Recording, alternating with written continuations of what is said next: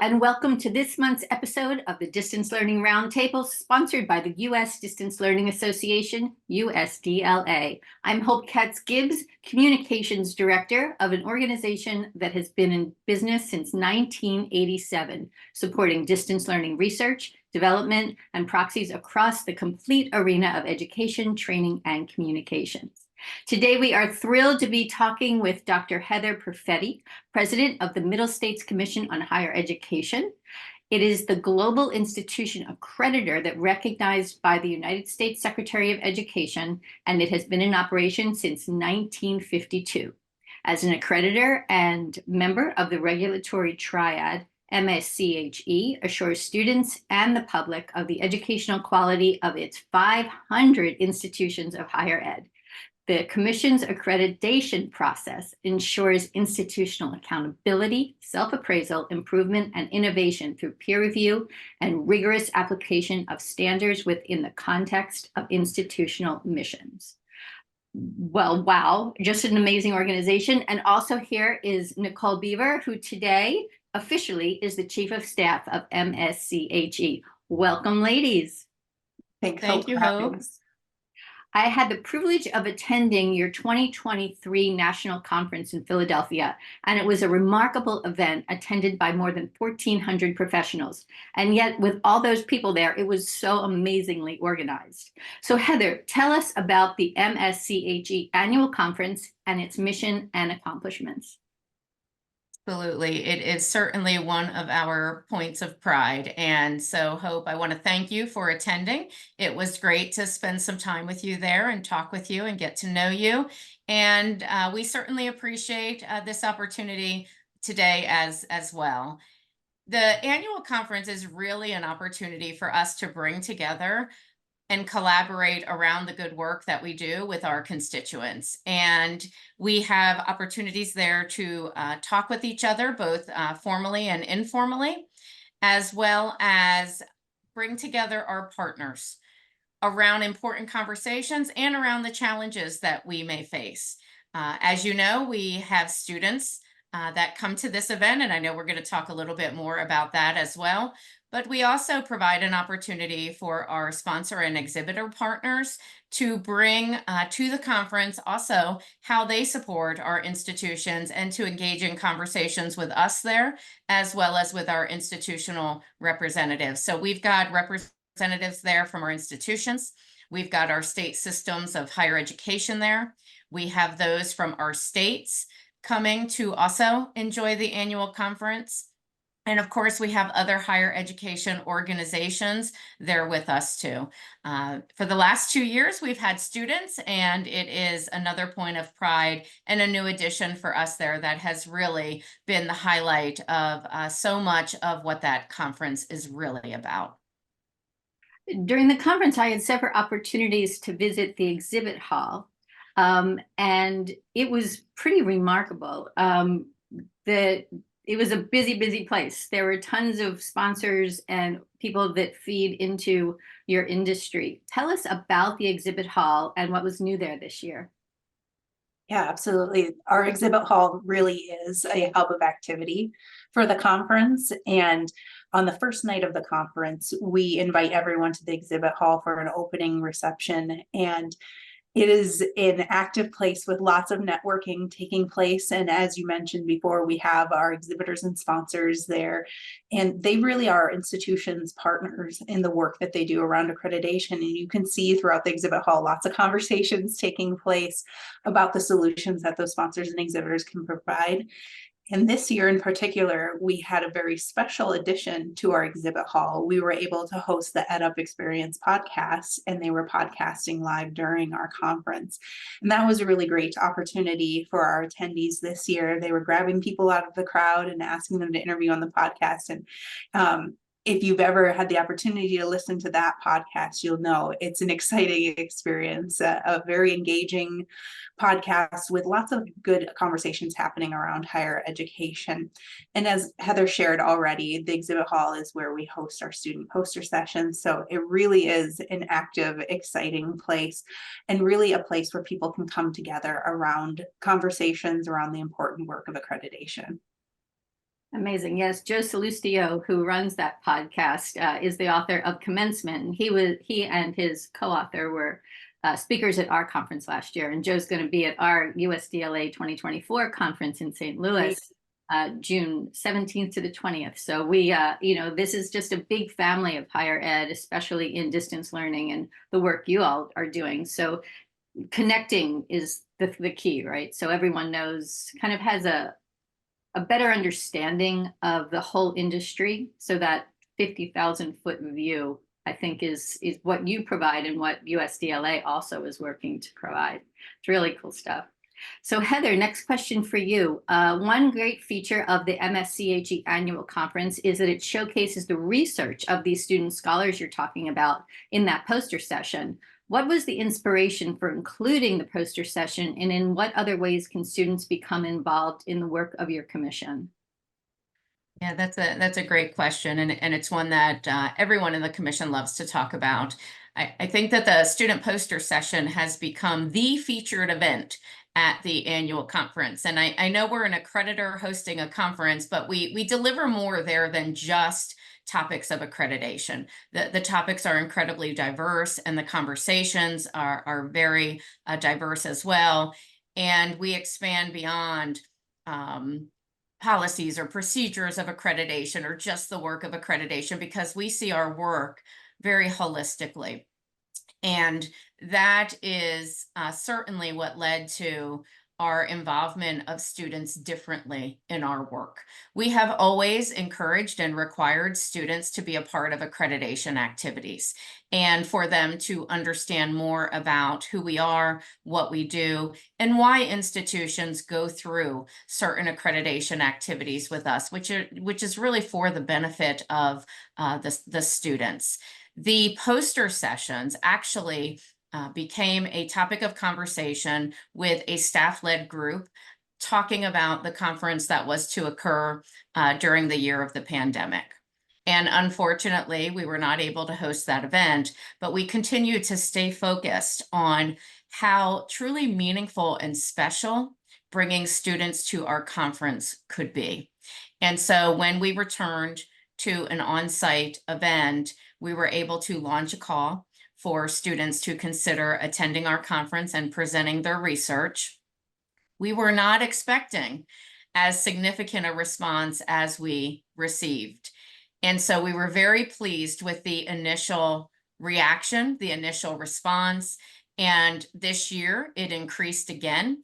And so we know this is something that we want to support, that we want to continue supporting, but most importantly, our institutions are supporting these efforts of our students. That makes perfect sense. They're your, everyone's target market, right? These students educating these students. So it's wonderful to have them be part of this process. So kudos to you guys for understanding that and raising it up and opening it up, right? And that seems to be the future. Change is the future. Everything is shifting and changing in higher ed, and I'm so fascinated to hear more about that.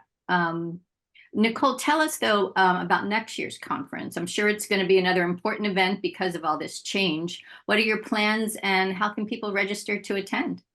Absolutely.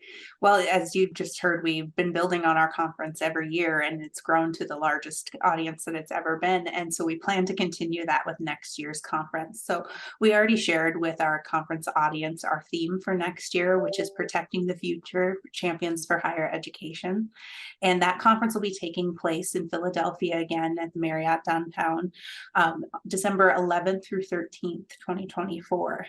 Registration for that conference will open later in the year. So if people are interested in joining that conference, they certainly can find more information about it by going to our website right now. They can visit msche.org annual-conference. Or they can also sign up on msche.org to receive updates from the commission if they just scroll to the bottom of the page and hit subscribe. And we're already planning and innovating for next year. We're looking at doing even more of the things that you've seen this year. So our student posters will be back. The exhibit hall again will be an exciting place.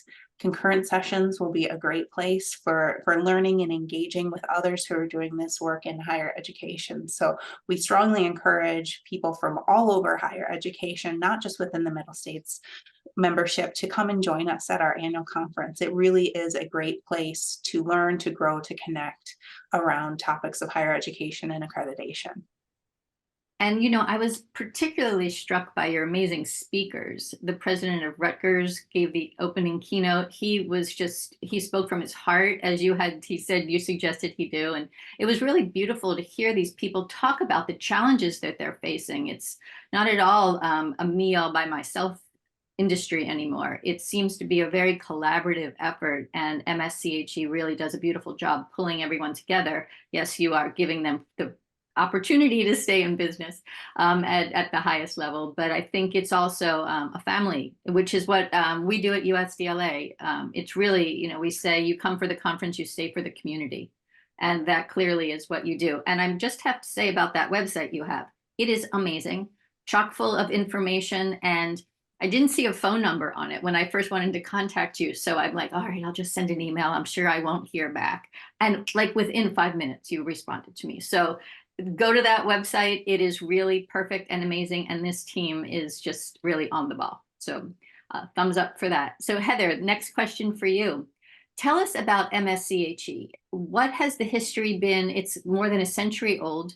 What are some of your goals for the future, and how have you brought what you've done into the present? Right. So I think that you're hitting on some of that in your remarks about the time that you spent with us at the conference. It is what we want everyone to know and understand and believe about accreditation. We are about relationships. We are about relationships with our regulatory partners. We are about relationships with our institutions.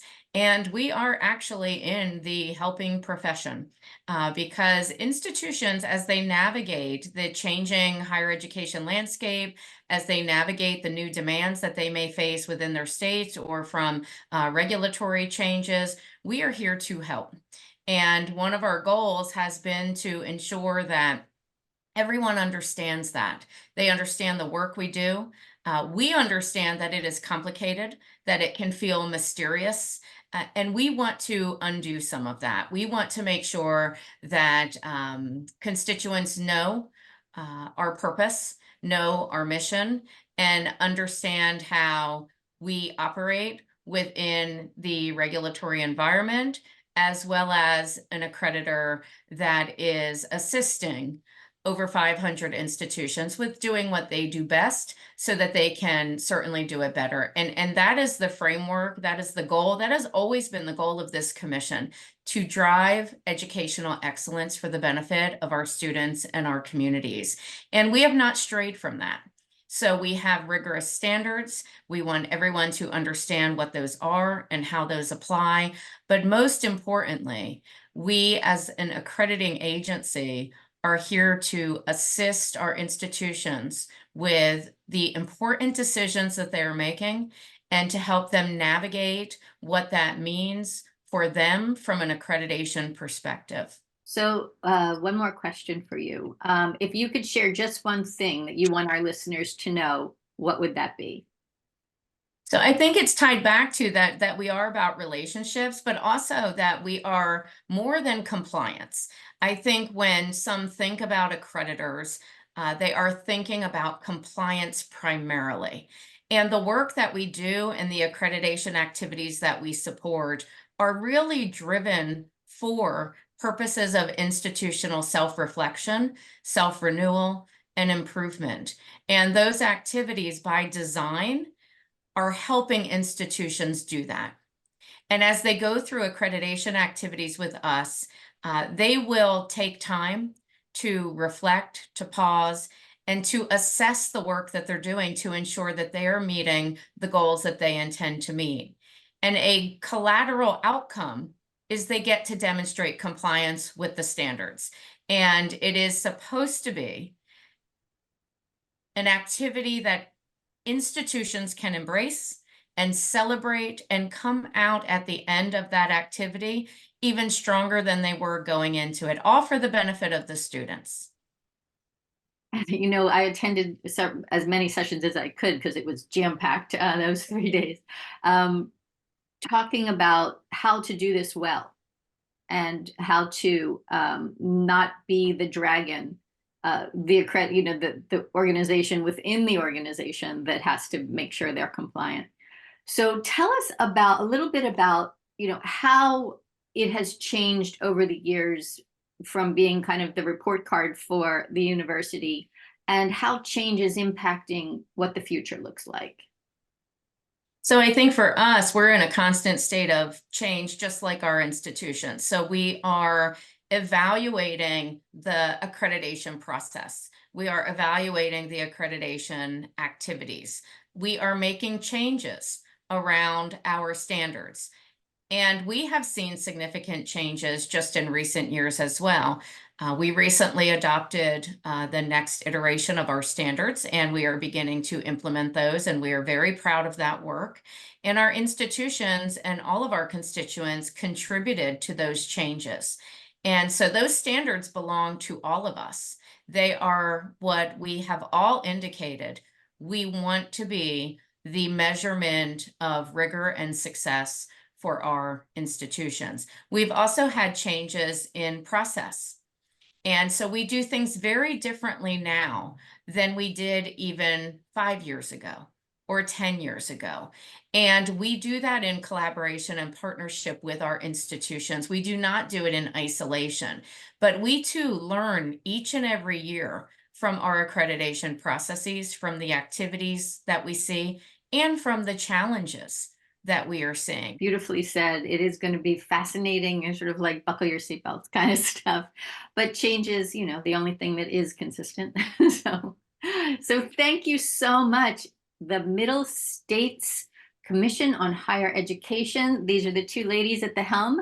This is a pleasure. It has been a pleasure to talk with Dr. Heather Perfetti, president of MSCHE, and Nicole Biever, the new chief of staff. So ladies, thank you so much. I look forward to attending next year's event because it is educational for all of us. So thank you again for your time today. And thank you to our audience for listening to the U.S. Distance Learning Roundtable show. I'm Hope Katz Gibbs, host of the show today and communications director for this wonderful organization. So we will talk to you all soon. Thank you very much.